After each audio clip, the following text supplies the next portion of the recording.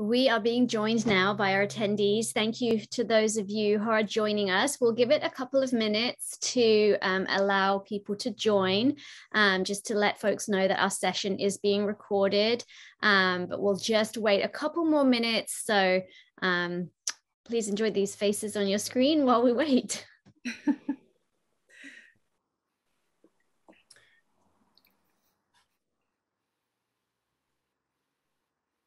You know, Jeffrey, the Alan Locke.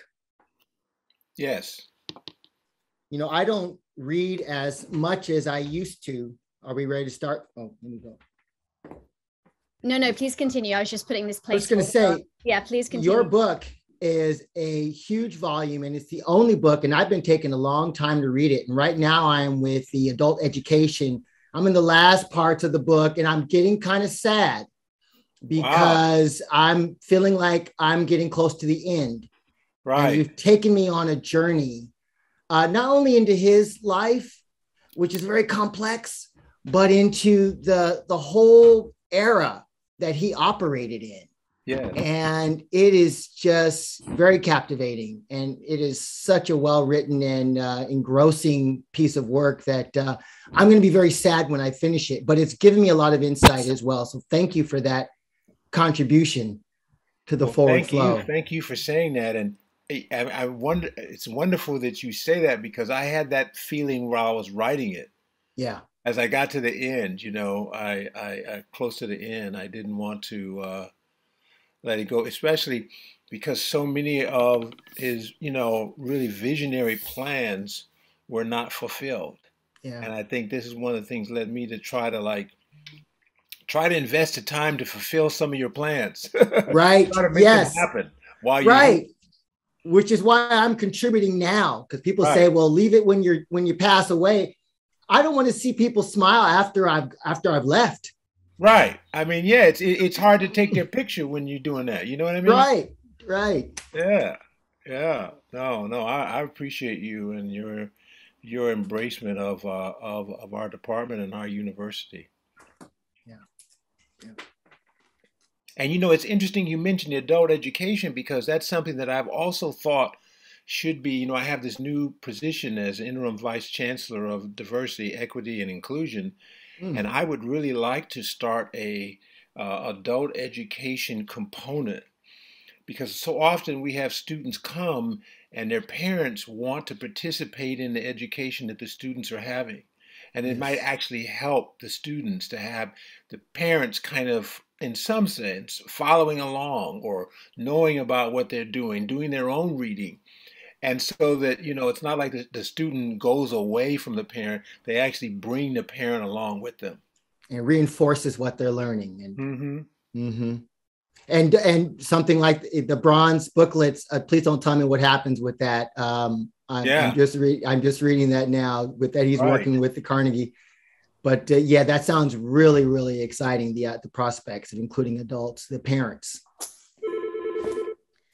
Well, I think we will go ahead and get started. Thank you so much, everybody, for being here. My name is Samantha Putnam, and I'm the Interim Executive Director for the Alumni Association. And I want to welcome all of our gauchos to this inaugural Black Alumni and Student Connect Weekend. Thank you for joining us for this series of professional development events, for community building, and especially for supporting Black alumni and students on our campus. First and foremost, I want to give acknowledgement and thanks to our planning committee that was led by a number of our alumni board members, Cindy Chinadu Adoka, Ryan Newton, Shauna Wright, Casey Majay, Philip Tucker, Michael Citron, Leslie Klonoff, Diane Duda, and a special guest committee member, Alondra Island Chavez. We will have some time for Q&A at the end of this session, so please do use the chat section to ask your questions. And now I'm delighted to introduce to you our alumni board member and committee chair, Cindy Chinadu Adoka. Cindy graduated in 2001 with a degree in political science, and she also holds an MBA from Pepperdine. Cindy is a senior professional in product management at CoreLogic. Thank you, Cindy, and over to you. Thank you so much, Samantha. Hello, good afternoon, everyone. I'd like to introduce Dr. Jeffrey C. Stewart, Honorary Alum, Interim Vice Chancellor for Diversity, Equity, and Inclusion, Distinguished Professor of Black Studies and MacArthur Foundation Chair. Dr. Jeffrey C. Stewart has been a professor of Black Studies at UC Santa Barbara since 2007, when he was hired as chair of the Department of Black Studies, a position he served until 2016. During his tenure as chair, he advanced a number of on-campus projects, including the North Hall 1968 Takeover Display, which opened in 2015, and Jeffrey's Jazz Coffee House, which opened in 2016, an immersive pop-up jazz experience in Isla Vista to accompany his course, The History of Jazz. Jeffrey's most recent book is The New Negro, The Life of Alan Locke, published by Oxford University Press 2018. It is one of the few books of history that has won the 2018 National Book Award for Nonfiction and the 2019 Pulitzer Prize for Biography. In 2019, Jeffrey was the recipient of the UC Santa Barbara Alumni Honorary Alumni Award. In 2021, Jeffrey was appointed as a MacArthur Foundation Chair. The professorship will be supported by a $1 million endowment for a 5-year term, and the annual earnings on those funds will finance a range of activities. The project, A New Eden in Southern California, promoting Black and Brown features in resilient communities, will include scholarly research, artistic projects and performances, and inclusive off-campus programs. In January 2022, Jeffrey was appointed Interim Vice Chancellor for Diversity, Equity, and Inclusion. And with that, I present Dr. Jeffrey Stewart. Well, thank you so much, Cindy. When I hear all of that, I wonder who that is that you're talking about, because it's sometimes these accomplishments all me, because I often they've been involved a lot of struggle, and so you struggle a long time without acknowledgement, and then you sort of get them all coming very quickly. So I appreciate that, and I appreciate you reminding me of that journey that's led me to here. I just want to speak very briefly and share with you that when the chancellor asked me to become the interim vice chancellor, I hesitated because I'm not an administrator by trade or experience. I mean, I did chair the Black Studies department, but I was hesitant. But I felt like it was a moral obligation, not so much really a career move.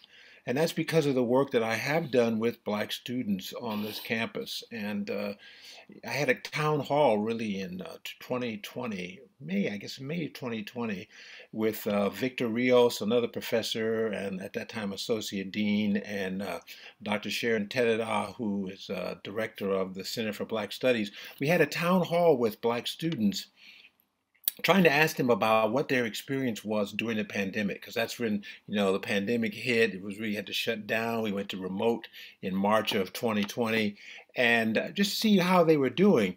And what was stunning to us at the time was that they didn't seem to have that much of a problem with the pandemic. What they had a problem with was navigating UCSB. And they gave us a number of insights. They really loved the academics opportunities here, but they didn't really feel, embraced. And I got that term actually from a graduate student I was working with, Raheem Jessup. And I taught a class with him, and it was on the idea of what is the obligation of the university to its students in general, and then in specific, particularly to Black students. And so when I was listening to the students tell their stories, which I think was an important truth-telling moment, I was thinking about them, and I was thinking about this concept he had of embracement. And it was clear that as much as many of them liked UCSB, and they were getting something out of it, and they were going to graduate or whatever, few felt embraced. And his concept was that instead of students who are Black or brown or queer or trans or differently abled being sort of tolerated, a kind of arm's length toleration that you often see, that they should be embraced, that they should feel that it's not just, a student and your academic, that it's a whole person.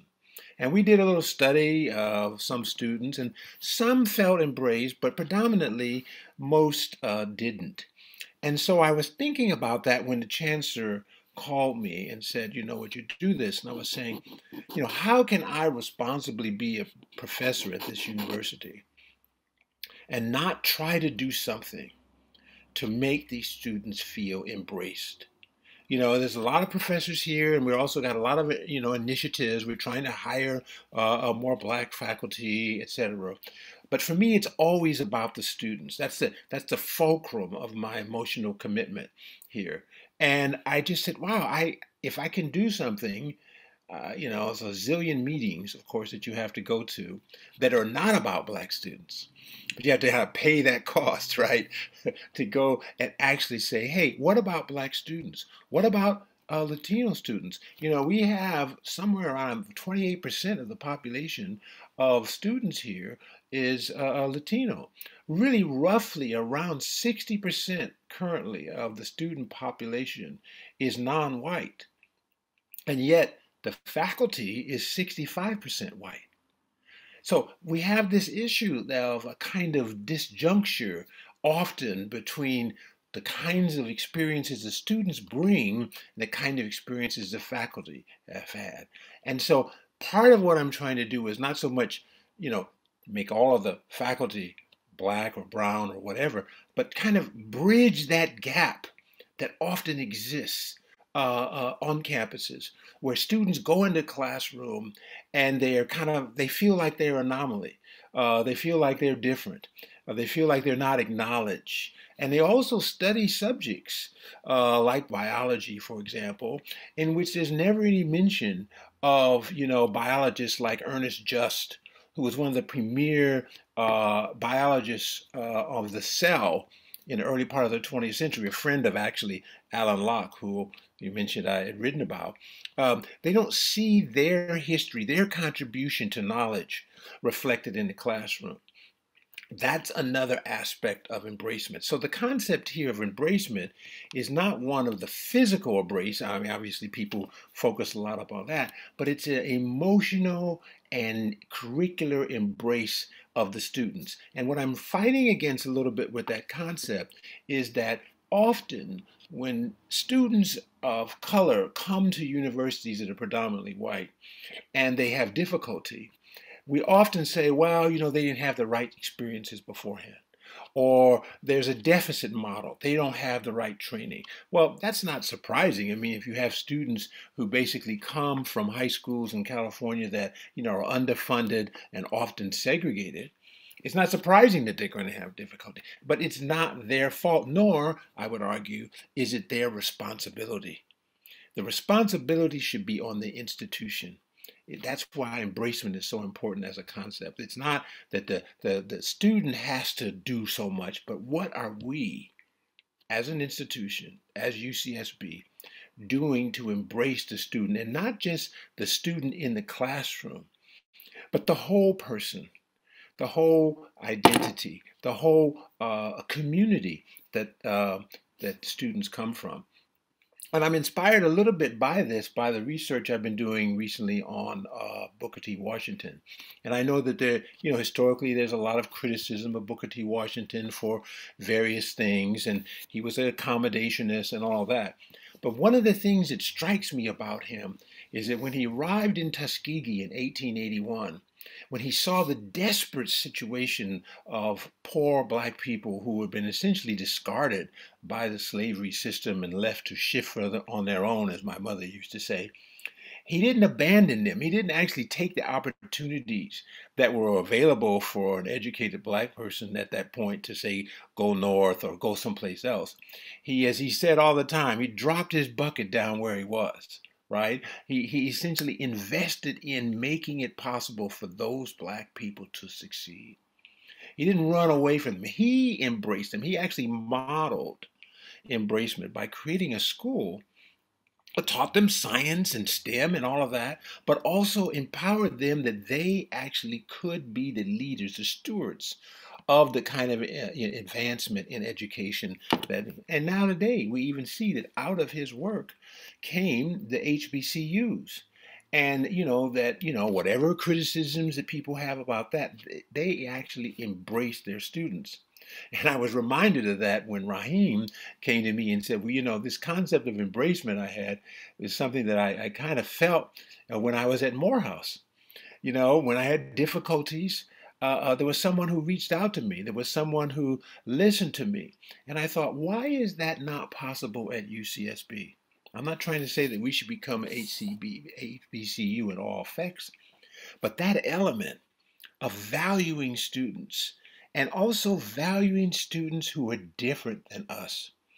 You know, can we embrace those that are different from us? Because, in fact, through that embracement, we learn something about ourselves. We grow as people. We grow as professors. We grow as staff members.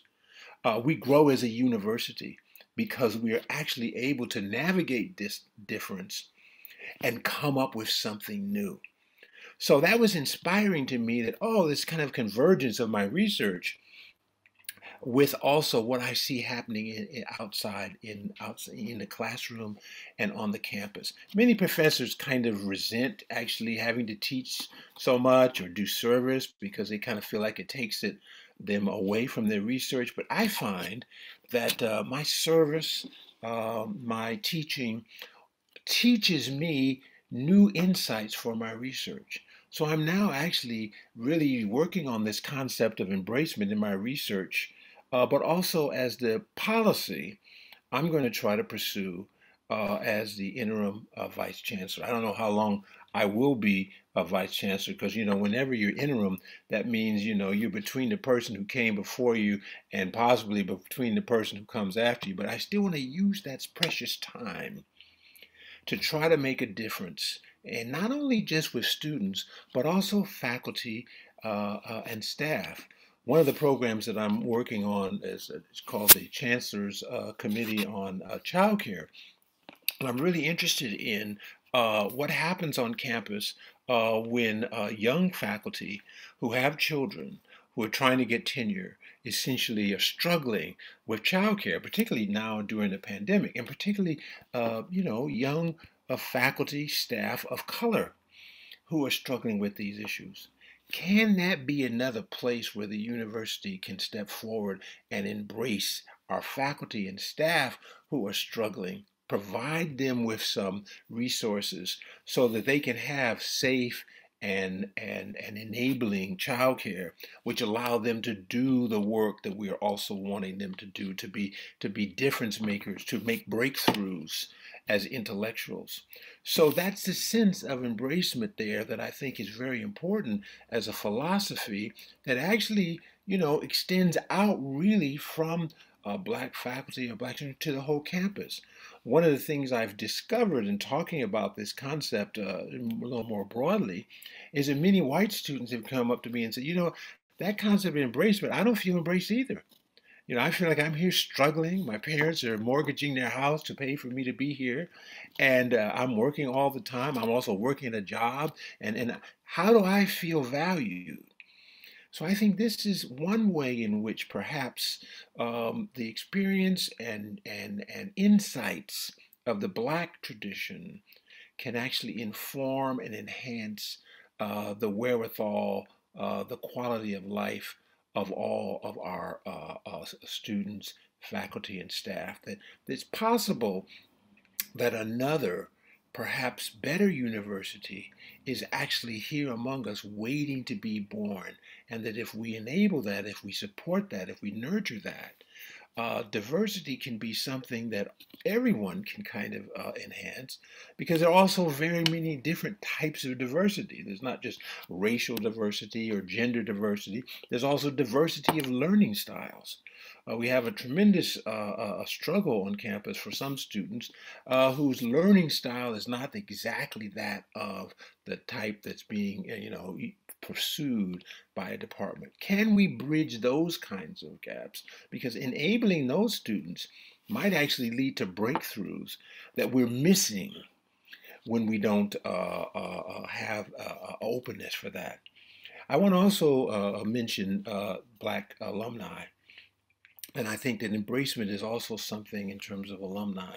I've been working with Samantha Putnam, and she's been very supportive of the idea of the alumni affairs embracing the Black alumni, This sort of idea kind of started in the 2018 when we had the 50th anniversary of the North Hall takeover in 1968. The idea was raised actually by students at that time that they'd like to have a closer relationship with the Black alumni, between things like internships and tutoring or mentoring.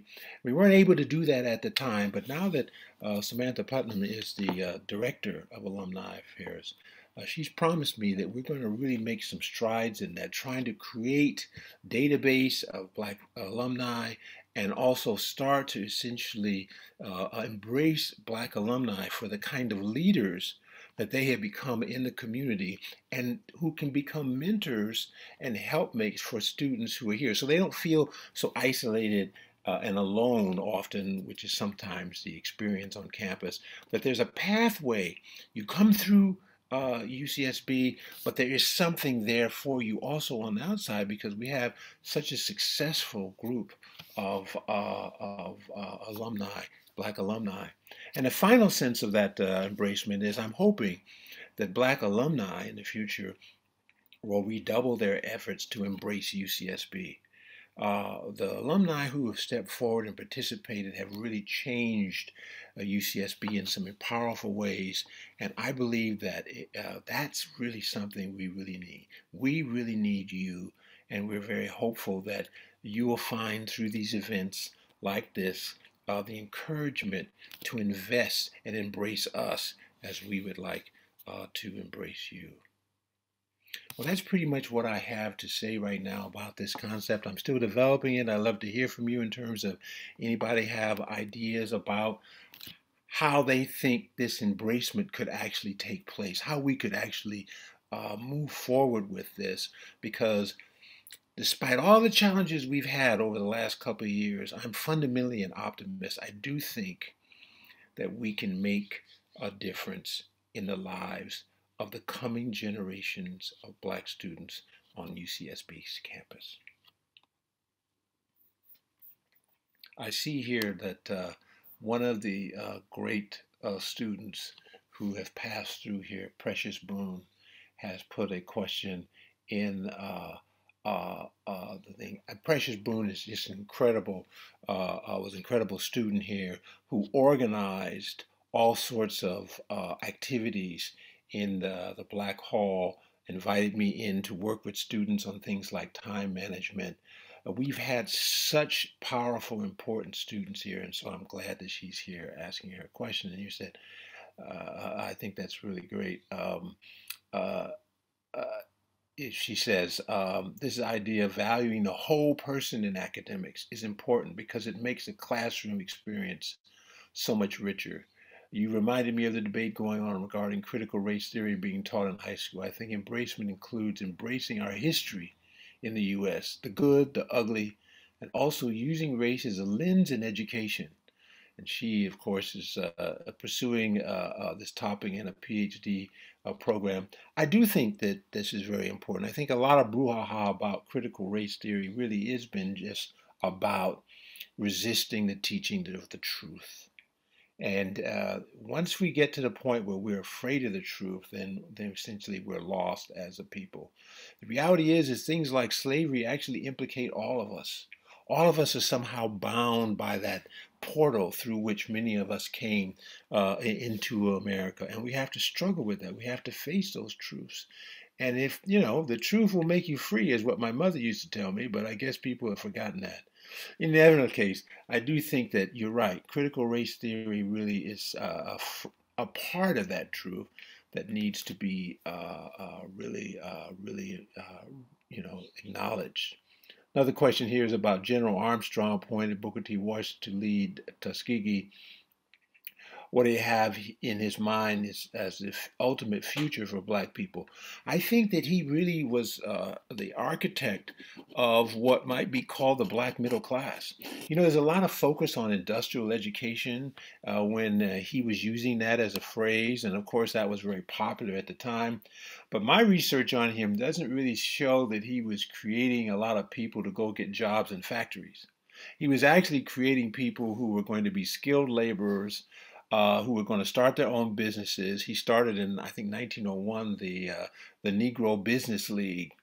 He really was trying to bring about economic liberation.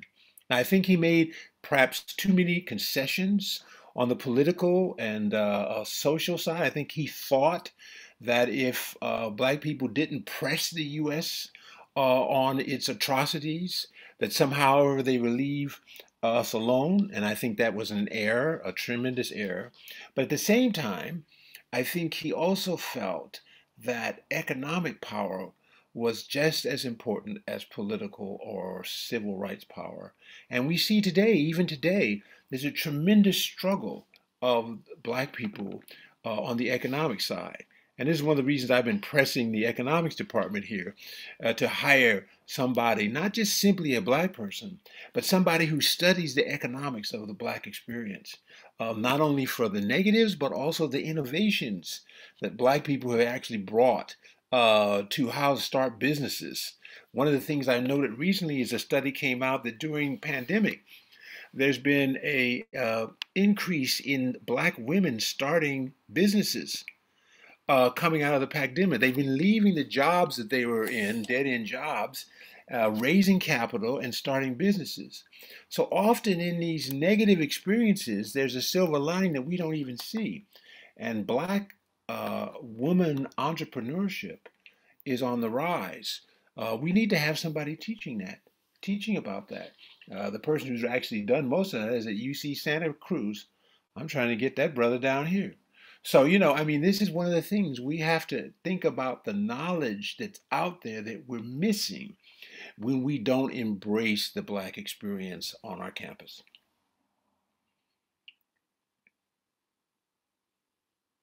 I think I'm running over a little time here, so maybe it's time for me to transition into the second part of this program where I'm hoping that Professor Ingrid Banks is on the call and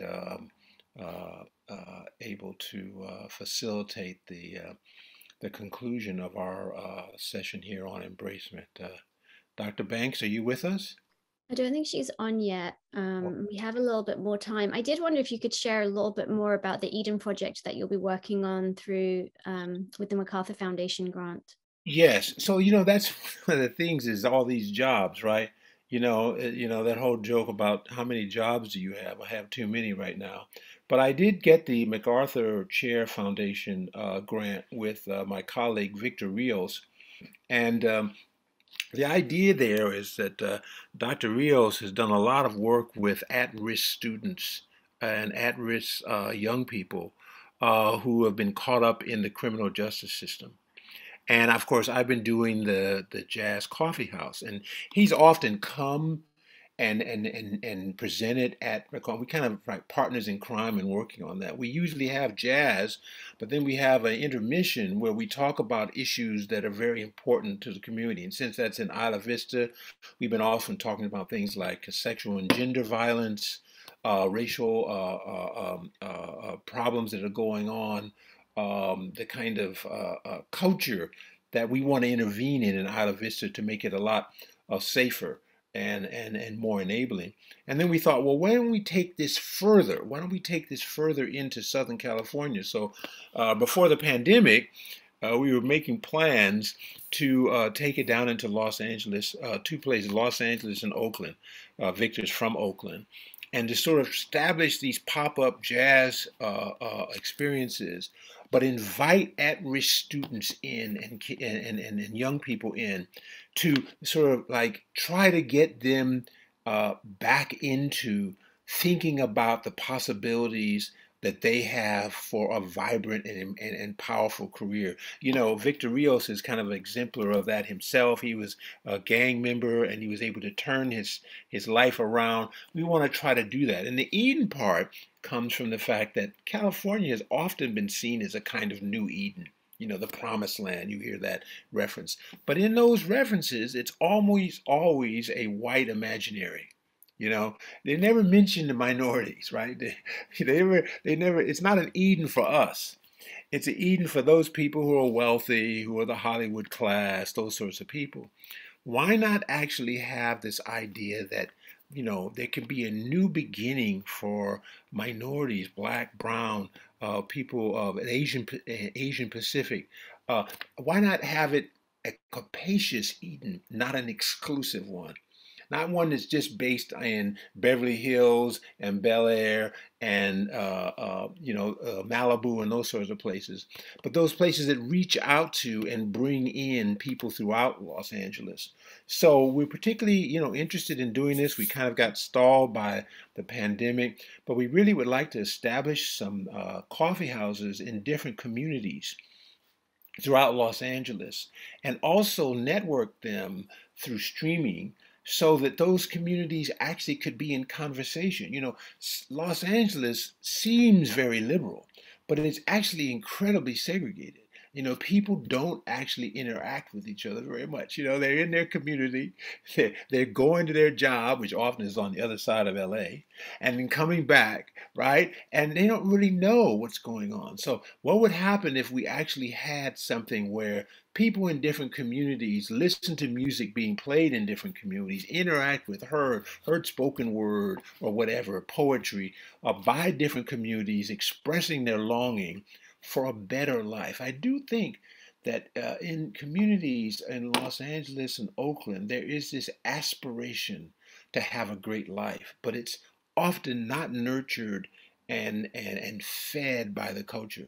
We have, again, this deficit model. Oh, that place is so bad. Oh, that place is so dangerous. Yes, it may be dangerous, but it doesn't have to always be so. And so that's our kind of ideal for that. It's a small thing. A coffee house is a very small thing. We figure also, too, it's one of the few things that everybody in America today seems to be willing to spend money on is coffee. So, right now it's just funded actually by the grant, but at some point it might be able to be self-sustaining. Thank you, Dr. Stewart.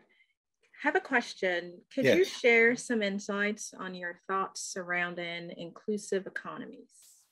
Inclusive Economies. Economies. Wow. Now, I'm not familiar with that particular term, but I mean, I think that, if that means economies that are set up to be inclusive, or yes, well, I mean, I think that's what we're seeing now in a lot of different places where these, I was mentioning the entrepreneurship, where, the web in particular seems to be a place where it's possible everyone is going to be participating. I don't know of any particular inclusive economies and ones that are called that, but certainly, we should be able to begin to sell things. I noticed there's been like a development in Detroit where I'm a person who focuses on pens since I'm spending a lot of time. There's a group in Detroit that's selling very high-end pens out of Detroit, trying to use that as a way where they make profit off of the pens, but also some of that profit goes into the community. And so I like that idea, if that's part of inclusive, is that it includes people who are not actually, the entrepreneurs. You know, so much money is made under American capitalism that it's surprising when you think about it that not more of it is shared. We hear the idea of trickle-down economics, but so little of it is allowed to trickle. And if we actually did a little more trickling, it might actually help people in those communities. So that would be one sense of inclusive economics, but also one that allow incredibly creative Black people, and particularly this class of Black women that is emerging, to basically allow them to have capital to create new kinds of businesses. I think that's really very encouraging sign that I've seen that coming out of the pandemic, and I hope those economies would be inclusive. Thank you.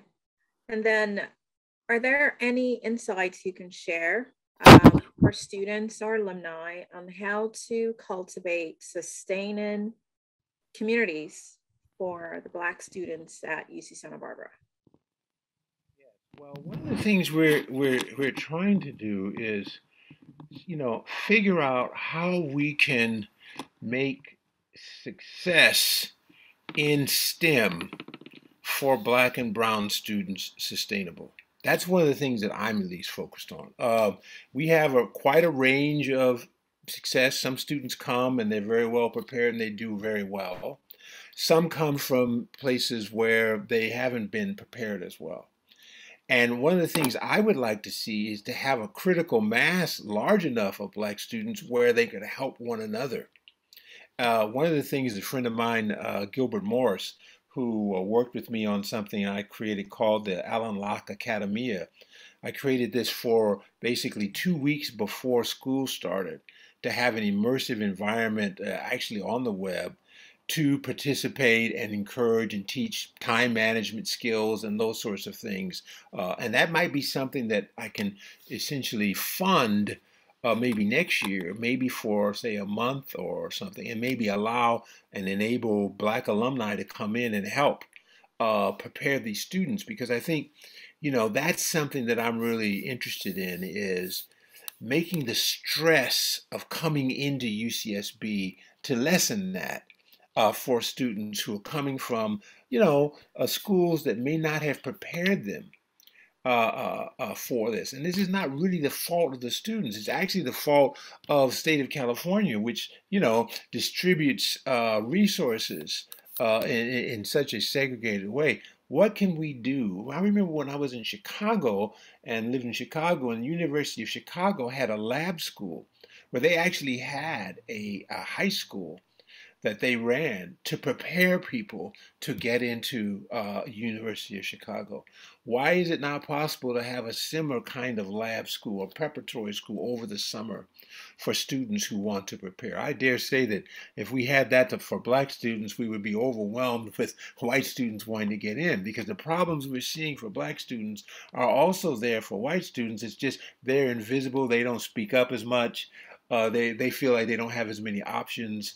But making success possible for every student who comes to UCSB, that's my goal. And I think alumni who have been successful are a really great resource, because alumni know that it's not just the academics, it's also the emotional, the social challenges of being here that also have to be navigated successfully in order for you to apply yourself successfully in the academic. So that's kind of the area I'm trying to work on now, this using Allen Locke's name and the success for my book as a basis of having a kind of what I'm calling Allen Locke Academia for the summer. I had it last summer. It was only 2 weeks. It wasn't long enough. It wasn't funded well enough. It was basically me and my wife and one student kind of running it.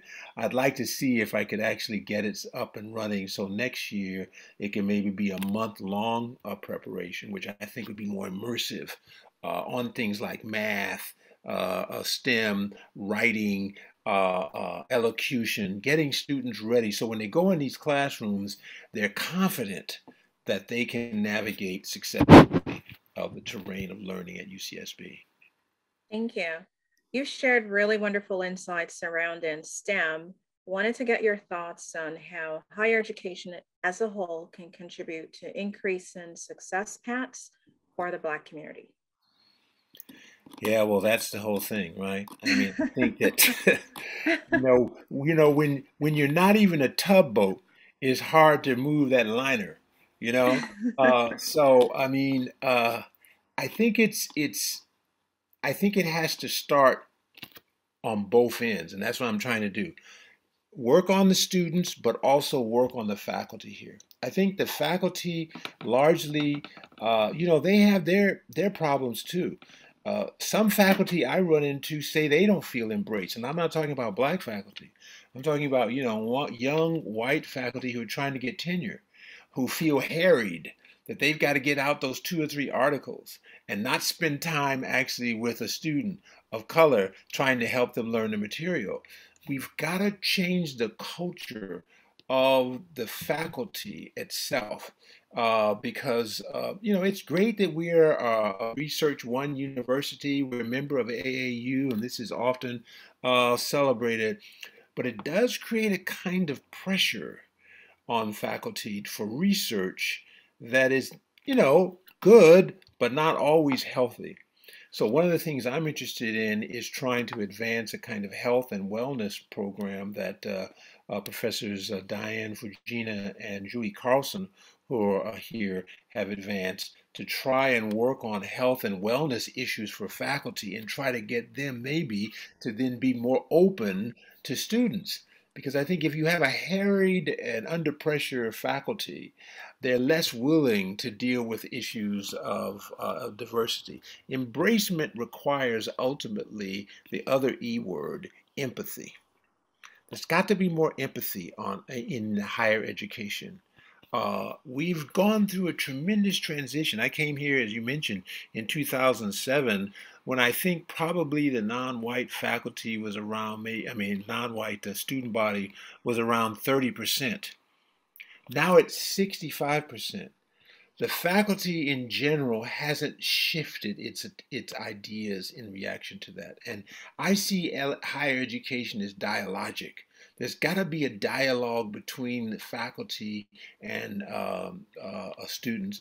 And my role, in the time I have, is to try and make faculty more open to that.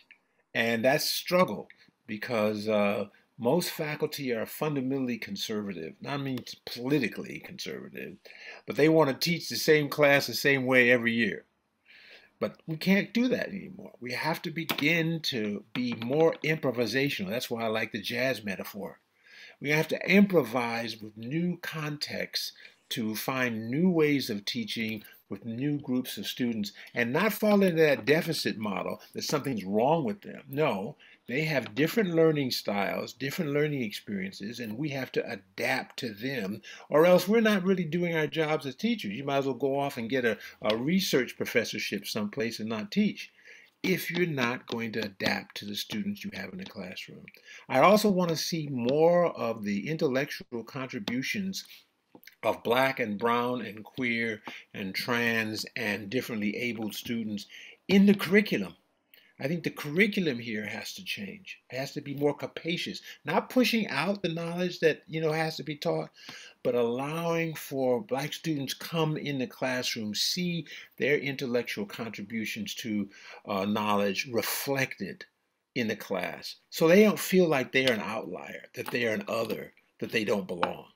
So I think we have a lot of work to do, and what I'm going to try to do is just kind of work initially. I found that there are a number of departments that are open to this. And, it's very hard to make faculty do anything they don't want to do because, of course, many of them have permanent jobs.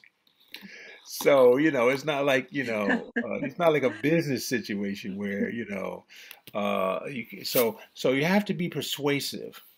But I found initially that there are a number of people, particularly in the STEM departments, interestingly enough, who are open to change because they know they have a problem. They also know that major donating institutions like the National Science Foundation and the NIH require diversity statements and outreach as a condition for getting those grants.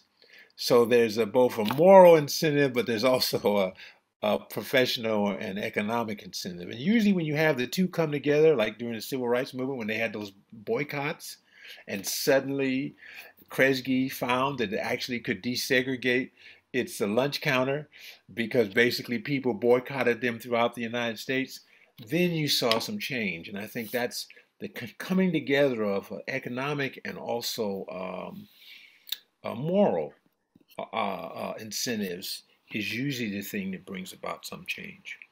Thank you so much. You've shared some fantastic insights. I'm sure everyone on is super grateful for your time and all of your wonderful insights.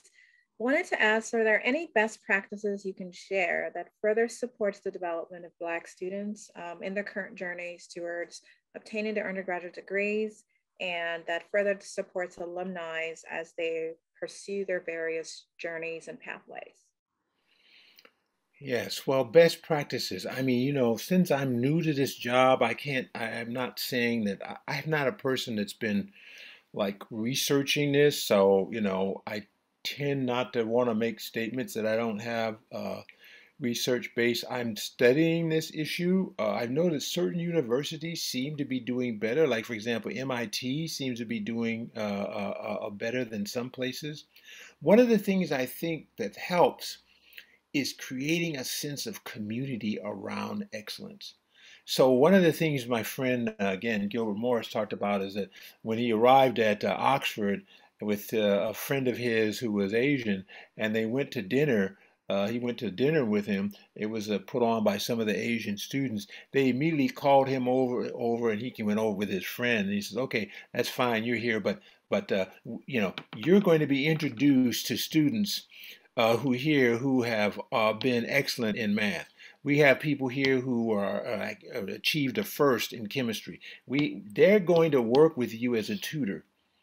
People who look like you, share your experience to help you succeed. It's going to be a community effort. The community support of individual students, I think, is something. Now, one of the problems we have is we have so few students who've come through.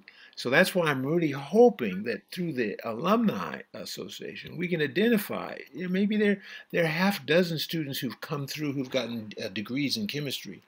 Maybe they would be willing to be there during this academia to talk about, okay, what is chemistry like? How do you navigate chemistry? How is it taught? What do you need to do? So that students don't come into those classes kind of blind. So I think the alumni is a tremendous possible resource for us since we don't have a large Black student body on campus to perform this work. Thank you so much, Dr. Stewart.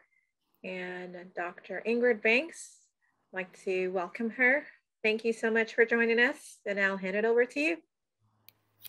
Thank you, Cindy. And Jeffrey, always a pleasure to see you. Samantha, thank you so much for letting me join right now. I'm sure Jeffrey's keynote was outstanding as always. I'm so incredibly excited to be here this afternoon. And I was so happy when Jeffrey dropped me an email, I think it was last Sunday afternoon, and asked if, I would be interested in partnering with the Alumni Association in honoring one of UCSB's most incredible alumni in Mr. and I don't want to mess up the name. Otayan Okash. No, I got it wrong. No. Otayano Okash. And you know what mess, and I'm gonna tell you, because I've been pronouncing it Otiano, and that's wrong. And Jeffrey said, Ingrid, can you get the phonetic spelling? And then I saw the phonetic spelling and that threw me off even more. So I totally apologize, but I'm gonna get it right. Otayan Okash. I think that's close. Otieno. Otieno. Okay, that's the way I've been pronouncing it. Jeffrey, you messed me up. Okay. Sorry. Thank you very much. And Otieno Okash is a graduate of UCSB, a 1992 graduate. He earned his bachelor's degree in interdisciplinary studies with a focus in English. He went on to earn a master's degree in African studies and public health from UCLA, followed by a master's in clinical psychology at Pepperdine University. He is president and CEO of PALS Incorporated, a leading provider of specialized day services for adults with intellectual and/or developmental disabilities. PALS operates facilities in Santa Barbara, in Ventura, as well as LA County. He is currently a member of the Dean's Cabinet in the Division of Social Sciences at UCSB in the College of Letters and Sciences. Mr. Okash has been a Black Studies champion for many years, supporting our department's programs and student scholarships through the Mabel Iola Fuller Brown Endowment in honor of his grandmother. And I'm always so happy when Black women are honored, especially in these ways. And thank you for that. As promised, he recently increased the gift of the endowment by pledging a whopping $50,000 to award scholarships to students majoring in Black studies. And this is huge. And one of the things that Otiano said to me soon after we met is that he understands that we don't get money in Black studies. And we certainly don't get $50,000, you know? Departments, you know, the STEM departments get the money, and social sciences, econ gets the money. And I have so appreciated Otiano's understanding that we do great work in the Department of Black Studies at UCSB. We also have great students when we graduate, and just recognizing that so many other departments get money. And so Otiano has actually pledged money to the Department of Black Studies. And this goes back many years, dating well, I think maybe even before Jeffrey was chair. And Jeffrey was chair for, you know, a good 8 years, beginning in the 2000s, the late 2000s. And so I just want to say that I so appreciate you, Otiano, you know, because even before it became sexy, you know, with the Black Lives Matter movement, you were rolling with Black studies. You recognize that the money that you give through the endowment actually supports students, and, you know, students who are incredibly smart, but also students who are in need. And I also just want to say that I know we will attract even more majors with this most recent gift.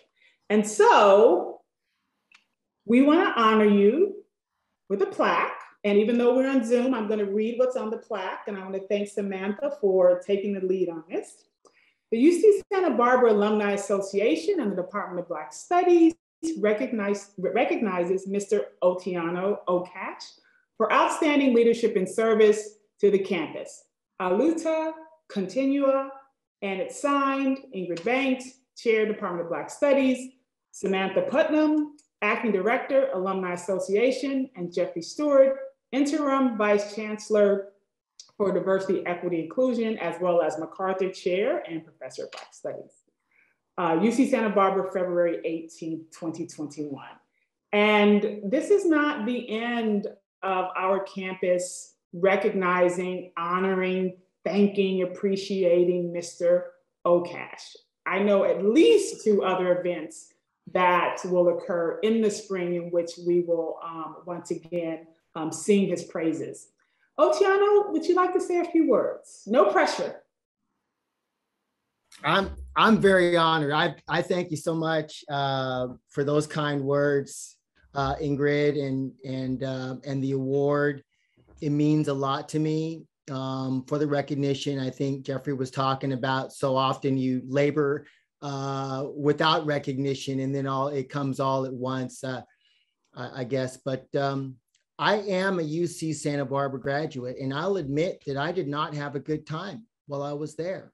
I'll be honest with you. Biracial kid from the suburbs, descendant of a Revolutionary War soldier on my mom's side. So I'm a son of the American Revolution, and my father is an immigrant from Kenya, East Africa. I was very unsure of myself, but when I went through Santa Barbara, there was a transformation that I went through. And by the end of my undergraduate time, I just started to use my full name, and I wasn't OJ anymore. I was Otiano. That's my birth name. And I got involved in the study group movement. Dr. Ben, Dr. Malefi Asante, Dr. Clark, so many of those folks, some I've met personally, just really enriched my life. Because when I went to school, I didn't learn about Nile Valley contribution to civilization. I didn't learn about the global history of cotton. I didn't learn about Reconstruction or the history of universities and slavery. I didn't really learn about Jim Crow segregation and all of its implications on the present. And so I felt like it was my duty to participate in that forward flow, and that there would be fewer people like me graduating from high school who have such a limited, learning, training, teaching, exposure to teaching about world history, the missing pages. And so I thank you for this. And Doc Ben said something years ago. He said he hopes when he dies that he's going to a meeting. And I'm inspired by him and Fannie Lou Hamer, who didn't attend her first political meeting till I think she was like 43, 44. But once she did, she wasn't playing. So for me, having woken up and understanding that there are many things that we need to arm ourselves with to go out there and strive in the world effectively. I'm committed in this way, in a focused way, to supporting an institution, and in particular a department that I feel does address putting in some of those missing pages. Yeah. Wow. Thank you.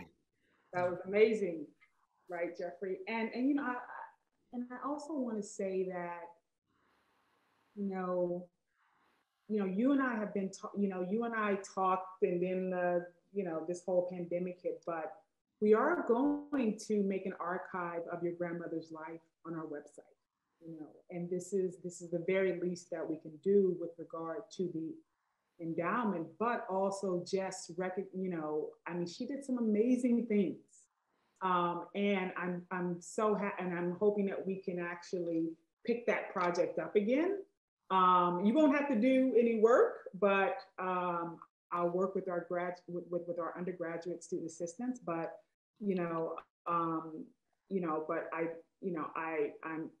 I'm hoping that we can have a link to the alumni web page, but also the Office of Diversity, Equity, and Inclusion, given that we're partnering on this wonderful award, because it says a lot that you're actually, again, honoring your, grandmother. And I think it's so important, when we talk about that missing information, right, we're also talking about the ways in which some stories actually go untold. And so then it's so important for us then to tell those stories, to narrate those stories, but also to honor folks, as Jeffrey said, because another thing that often happens is that we end up honoring folks when they passed on. And so we need to be more intentional to do this work while people are still living. Otiano, thank you so much. Thank you so much, brother. Very soon I'll be in touch with you. And once again, Samantha, thank you so much.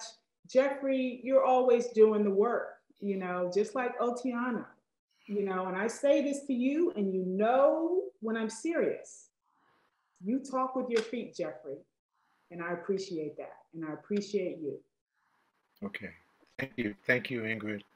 Thank you, Dr. Banks, for being here. And thank you so much to Dr. Stewart and of course, to Otieno for your incredible support of the university, and particularly the Department of Black Studies.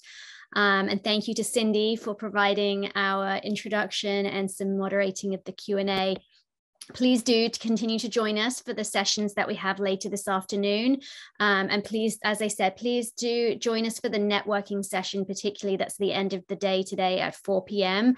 That's really a great opportunity for the community to build and develop and really take a step forward with what we're trying to achieve here. So please join us. And thank you again, Dr. Stewart. Your support of Alumni Affairs is so meaningful and so appreciated, especially when we know you have those gazillion meetings on your calendar that you mentioned. And so the fact that you've taken time for us today is so special. So thank you very much. And thank you to our attendees as well.